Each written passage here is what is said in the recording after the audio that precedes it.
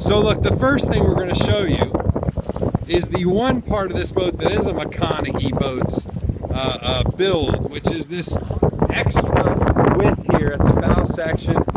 The old boat stopped here where you can see this little bit of Sika, and it was just difficult to deal with the head sail, this massive head sail. So they added some chamfer, some space, and that was a Makana thing. They did it in situ, and now you have kind of a platform, more like an old square rigger might have.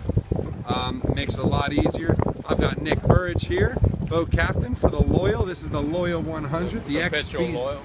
The Perpetual Loyal, the X-Speedboat, the X-Rambler. And Nick, this certainly makes life a lot easier up here, yeah? Yeah, it does, but it also makes it a lot safer as well, because you can see this was pretty much the only room that the bowman had to stand on, as well as the shaft, which was quite slippery.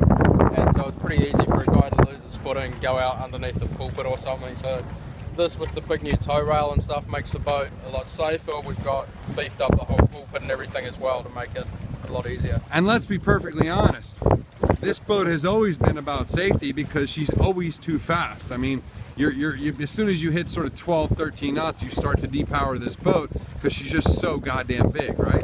Yeah. I mean, we can definitely, due to the riding moment, we can definitely depower a lot later than, say, than the skinnier boats like Wild Oats and such. So we feel the boat's pretty controllable and that kind of stuff, but it is safety. I mean, it is a big Volvo 70 essentially. It is very wet, and so we do need to be pretty careful and always safety conscious. Yeah, it's really a Volvo 70 times 2 when it comes down to displacement. I mean, it really is about twice the displacement of a Volvo 70. Let's go back here where the camera doesn't get too wet and chat a little bit more real quick. But what an exciting thing to have this boat. You guys, we've all seen this as Speedboat. Go to YouTube and check out Speedboat Tour. You'll see every single piece of this boat under examination by the riggers.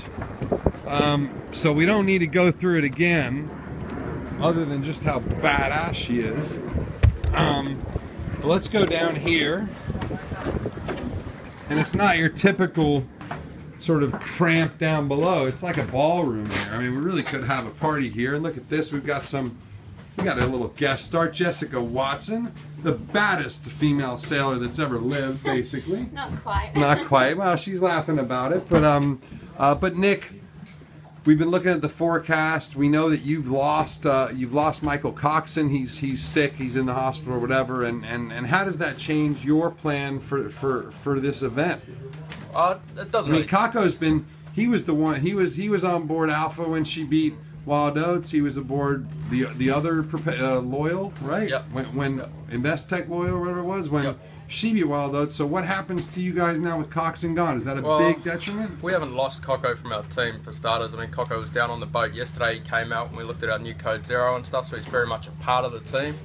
We've got another guy, David Rolfe, who is stepping in Coco's place, who will be a trimmer driver, and he's also sailed a lot with Coco, with Tony Mutter, with the rest of the guys on the boat on both Alfa Romeo and Loyal. So we think we've kind of strengthened the team as opposed to lost a member from it. Fair enough. That's a good way to look at it. The boat, we know the boat is so much more powerful than the Wild Oats. We know how much riding moment she's got. She's really a giant Volvo 70. My big question has been, in the course of this boat's career, has been that she's always been quick. It's more been a matter of managing the power and not braking. With the forecast you see right now, what do you think? How does that play into your strategy for this race, you think? Well, the forecast for us, you probably wouldn't say it's an ideal forecast for this boat, but at the end of the day, we can't do anything about that, so we'll just be sailing our own race. Stan Honey's starting to get some routing together. He'll no doubt put us in the best possible place, and we've just got to sail our own race, preserve the boat, preserve the sails, and if we're behind, be ready to pounce, and if we're in front, just preserve our lead and just keep cool heads, and that's all we can do. Can't do anything about the weather or anything like that.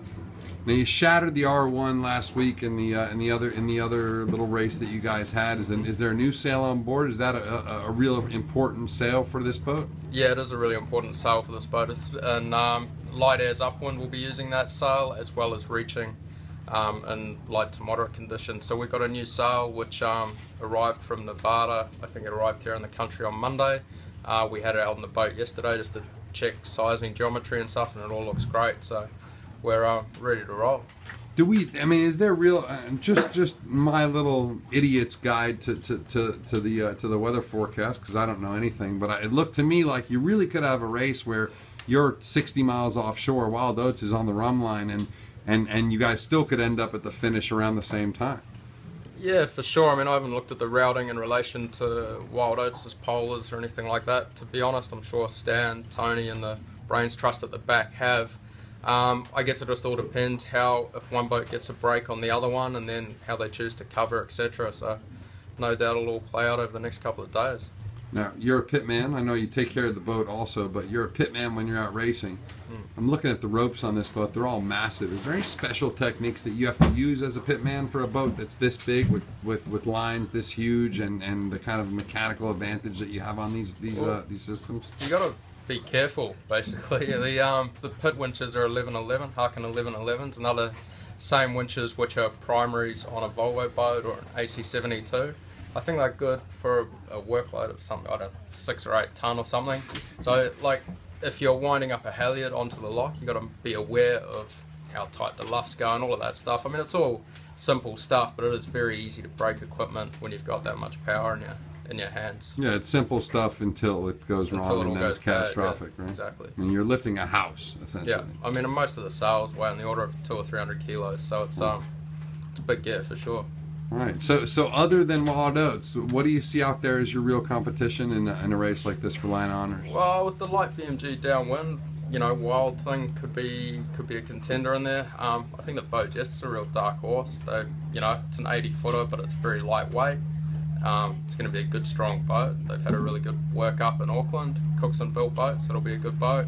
And I think, yeah, I mean, it just depends how much light air VMG running we get, where the boats go, but I think there's definitely 4 or 5 boats that are in good contention for Line Honors. You've got the Blackjack, which is really proving itself as well, the old Telefonica, and you've got the Group Armour as well, which is Giacomo now, so a whole bunch of boats that are going to be right up there. They all look pretty sexy. What about the crew? I mean, you guys obviously pull together a whole bunch of different crew for a race like this that doesn't have a huge amount of time together. Is that a factor as well?